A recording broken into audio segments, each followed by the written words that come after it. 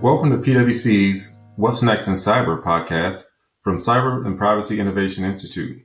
I'm Kevin Simmons, a principal in PwC's Cyber, Risk, and Regulatory practice, and I'll be your moderator for today's episode. We'll have a robust conversation with subject matter experts on making business cases for cyber investments. Joining me today is Joe Nocera, PwC's Cyber and Privacy Innovation Institute leader, and Gavin Mead, our cybersecurity sector leader for insurance industry. Welcome, Joe and Gavin. Hey, Kevin. Good to be here. Yeah, great. Thanks, Kevin. Well, I think we should just jump right into it. So, from your discussions with clients, how much should we spend on cyber? Is there a good rule of thumb for how much we should spend? What's the right reference point? What's the percentage of IT spend and digital transformation spend? Typically are the questions that are thrown out there. So I'd love your insights on that. Well, Kevin, it's a great question. It's a question I get quite a bit. And, I think it reminds me of a discussion I had once with a CFO. And he said to me, Joe, I'll spend whatever I need to spend on cyber if it keeps me out of the newspaper and keeps bad things from happening. It's not worth it to me.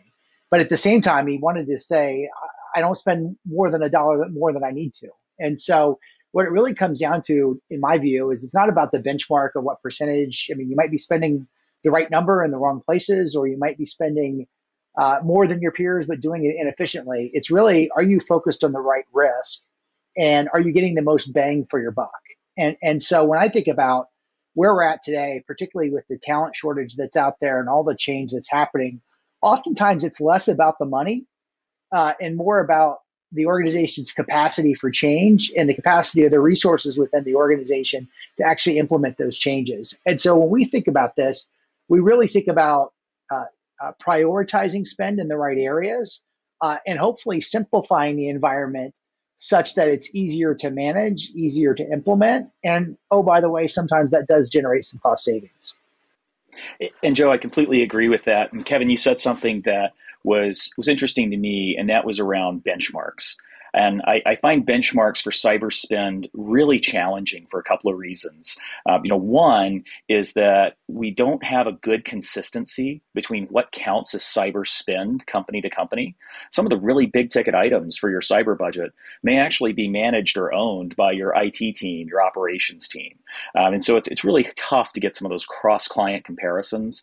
And I find that sometimes the benchmark percentages actually have a distortive effect on reaching the right risk-based, focused investments that Joe talks about. Yeah, I think you guys hit it perfectly. It's the element of not getting overly focused on a percentage and trying to compare yourself to your peers, and really honing in on what we typically always do with cyber is how best we manage our risk and what does it take to get that done. So I totally agree, and great input. Well, moving on to the next topic, it's, what techniques would you use to compare the value of cyber investments against the cost of a cyber loss? For example, if you were dealing with a business case for cyber investment against a potential $40 million ransomware threat, like how do you find that balance of how much to invest versus what we're trying to mitigate? Kevin, that's another great question. And when I think about that, I think about a couple of things that have been super useful to my clients. One has actually been their cyber insurance underwriting process. As they've gone through that lately, a number of people have actually seen their policies not up for renewal or sublimits put in place or premiums significantly increasing based on the lack of specific controls. One of the hot ones right now is multi-factor authentication, and lack of multi-factor authentication on internet-facing platforms really coming through that underwriting process as clearly top of mind for our insurers, and therefore a good indicator of risk basis. There's also a lot of cyber risk quantification methodologies floating around. It's interesting. I was just having this conversation yesterday, actually, with one of our risk quant practitioners, and he agreed as well that there's a real danger of over-admiring the problem when you get into the risk quantification details, rather than just focusing on what the total dollar impacts might be, and maybe even just doing some of your own self-insurance or reserve. Yeah, Gavin, it's an interesting point. I think when it comes to quantification, sometimes our clients can spend a lot of time being very precise with perhaps not getting, as accurate as they'd like to be, right? And so a false sense of security. Maybe the other thing that I would say, you mentioned cyber insurance. And, one of the things that I think our clients have seen is it actually helps them understand the ROI on some of their investments. So you mentioned multi-factor authentication as an example.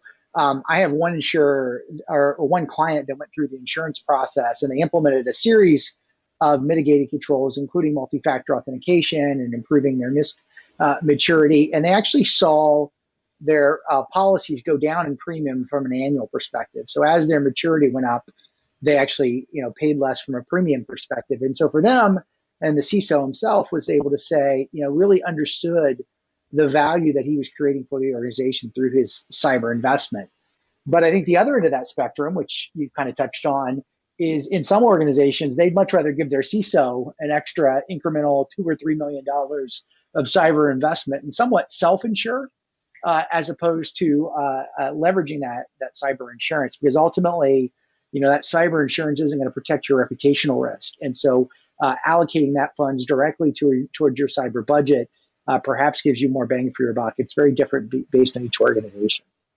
Great points. When I think about it, it's definitely still back to an earlier comment that we made, which is think about the investment so that it's still focused on risk and not just focused on a comparison of the number. Also, the consideration of, are we doing the right things? And are we focusing on not just trying to balance what does it exactly take to have a lower premium, but also what does it take to protect our organization based on how we're structured and the way that we operate and what's going to be key to it. So definitely some things to consider there when you think about the insurance piece. So we talked a little bit about, what do we think is the right percentage of the budget? We talked about how do we build a business case.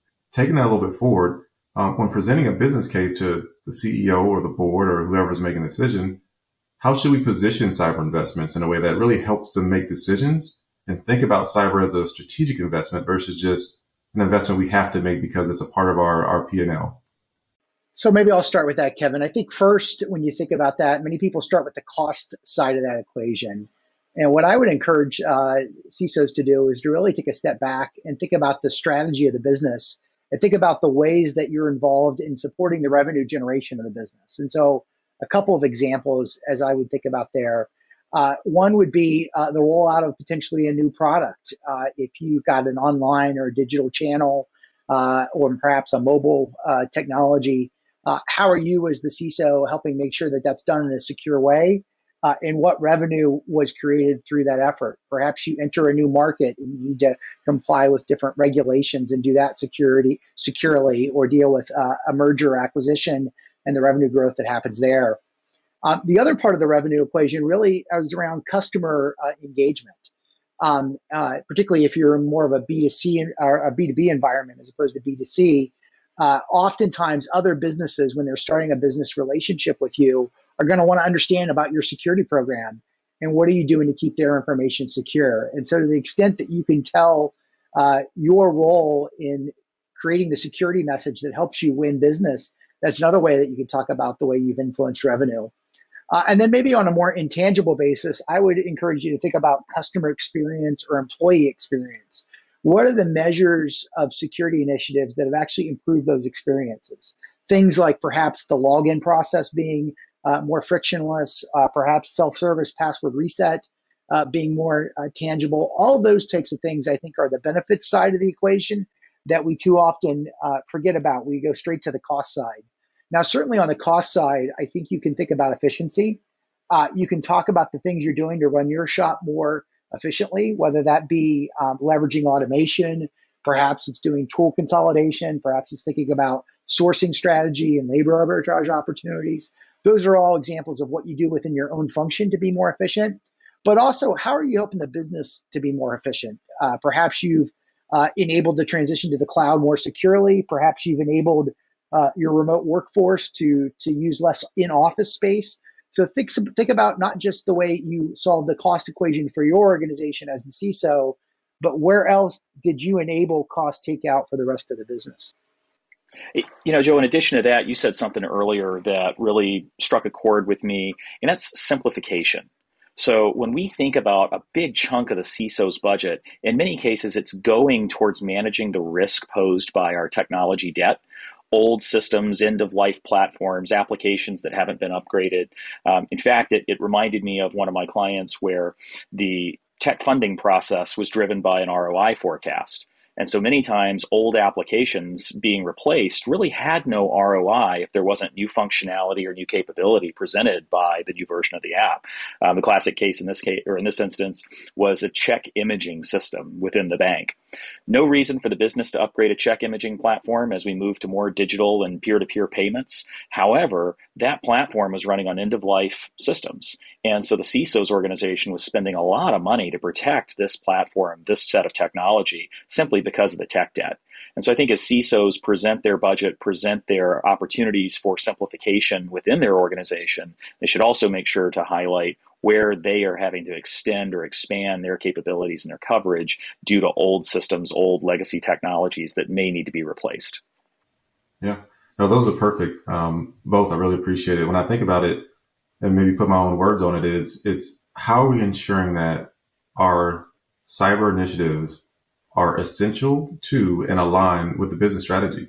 How are we supporting where we're taking the organization and the investments that are being made from a technology standpoint, and how security is integral to that? We hear more and more how security should be a part of the business strategy and how it should align. These are perfect examples. Another one is around even the things that we talk about around secure by design or privacy by design.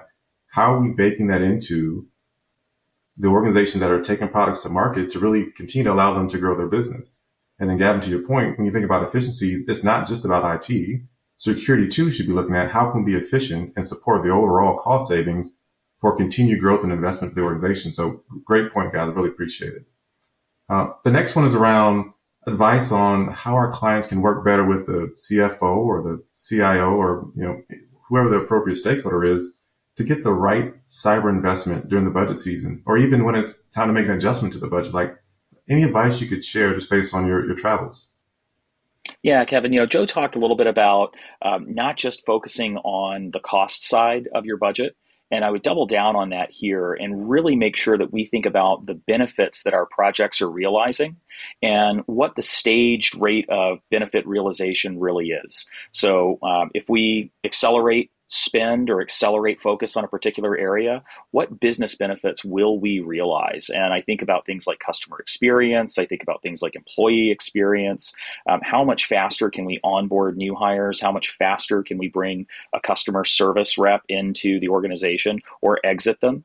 Those are the types of things that we're able to do based on security benefits realization and are not always talked about when security budgets are presented.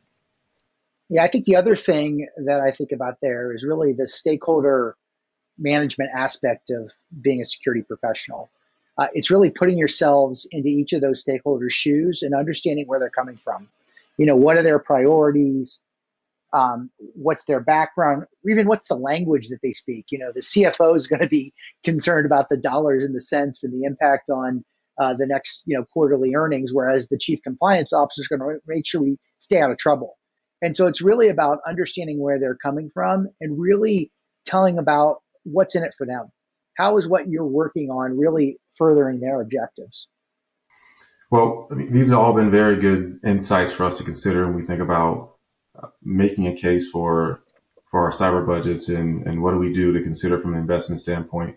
When you kind of just think through the things that we just talked about, what would you say are some of the key takeaways we want the audience to think about, just reflecting on budgets and investments and the part that cyber should play in the organization's strategy?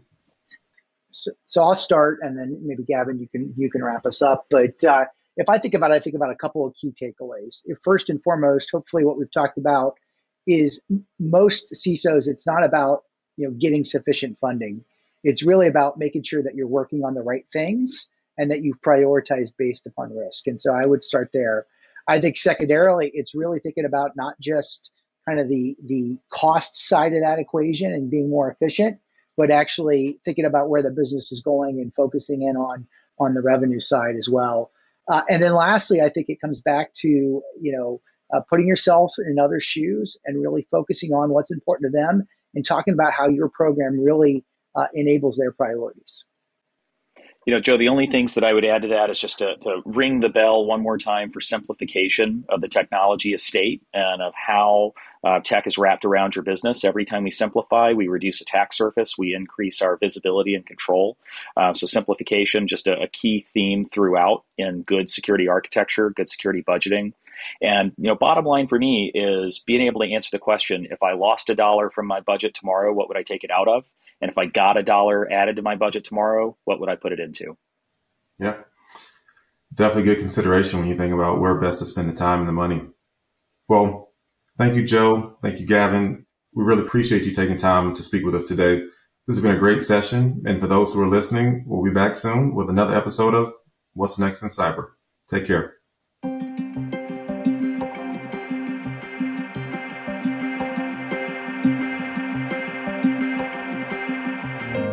Copyright 2022 PwC. All rights reserved.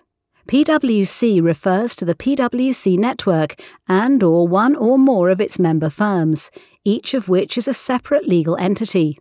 Please see www.pwc.com/structure for further details. This content is for general information purposes only and should not be used as a substitute for consultation with professional advisors.